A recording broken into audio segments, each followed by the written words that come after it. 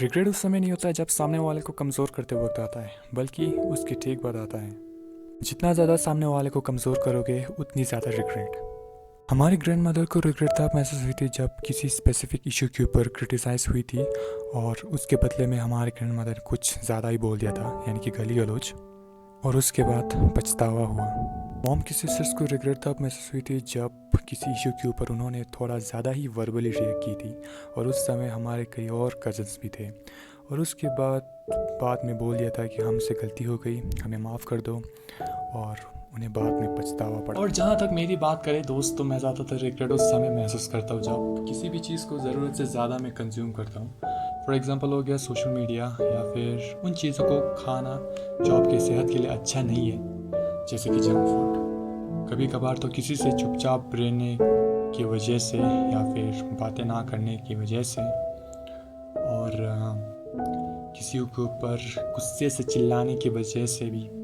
उदाहरण के तौर पर आप लोगों को जो मेरी ज़िंदगी में घटना घटी है उसको प्रस्तुत करूँ तो वो ऐसा है कि जब आप किसी भी अननोन गलियों से जाते हैं तो भाई ऐसे समय में ऐसा होता है कि कहीं से भी कुत्ता निकल कर आ जाते हैं और अपने मालिकों की रक्षा करना शुरू कर देते हैं और हमारे ऊपर भौंकना शुरू कर देते हैं। तो भाई ऐसे समय में ऐसा होता है कि हम डर के मारे पत्थर उठा लेते हैं और उनकी ओर निशाना बना लेते हैं, और जब पत्थर उनको लगता है तो वो उनकी आवाज़ नीचे होने लगते हैं, यानी कि काऊ काऊ बोलना शुरू कर देते हैं।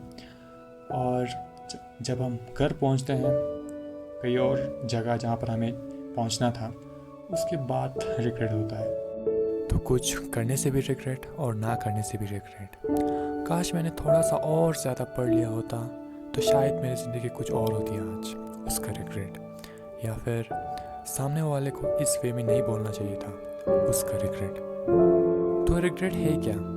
आसान भाषा में आपको समझाऊँ तो जब भी हम किसी भी चीज़ को करने के बाद हमें बुरा महसूस होता है और ख़ुद को ये बोलता है कि हमें नहीं करना चाहिए था, I shouldn't have done this, इसको हम रिग्रेट बोल सकते हैं। तो आप रिग्रेट से कैसे छुटकारा पा सकते हैं? छुटकारा तो नहीं कहूँगा, लेकिन रिग्रेट आना कम कैसे करें? सबसे पहले बात करते हैं लर्न फ्रॉम योर मिस्टेक्स। सबसे पहले तो आप उन चीज़ों को मत दोहराइए जिसकी वजह से आपको बुरा महसूस होता है। जहाँ तक मेरी बात करें तो अगर आप जंक फूड और सोशल मीडिया को कंज्यूम लिमिटेड में करेंगे देन मोर लाइकली आपको रिग्रेट कम महसूस होगी, क्योंकि आपकी सबसे पहले हेल्थ इंप्रूव होगी और उसके साथ साथ आप ज़्यादा नेचर के साथ रहोगे rather than artificial intelligence. Second, forgiveness. आप लोगों की ज़िंदगी में ऐसा घटना ज़रूर घटे होंगे जिसमें आपने सामने वाले की फीलिंग्स को हर्ट करी होगी, चाहे वो फिज़िकली हो या फिर वर्बली। और आपकी ज़िंदगी में आप चैन से नहीं रह सकते, नहीं सोच सकते अनटिल एंड अनलेस आप उस बंदे को जिसने आपने हर्ट करी थी उसको माफ़ी मांगे बिना। और आपको बोलना ही पड़ेगा, मुझे माफ़ कर दो, मुझे ऐसा नहीं बोलना चाहिए था, आई एम सॉरी, अगले बार दोबारा नहीं होगी। तो इस तरह से हम रिग्रेट को कम कर सकते हैं। और वैसे तो बहुत सारे और रेमेडीज़ भी हैं।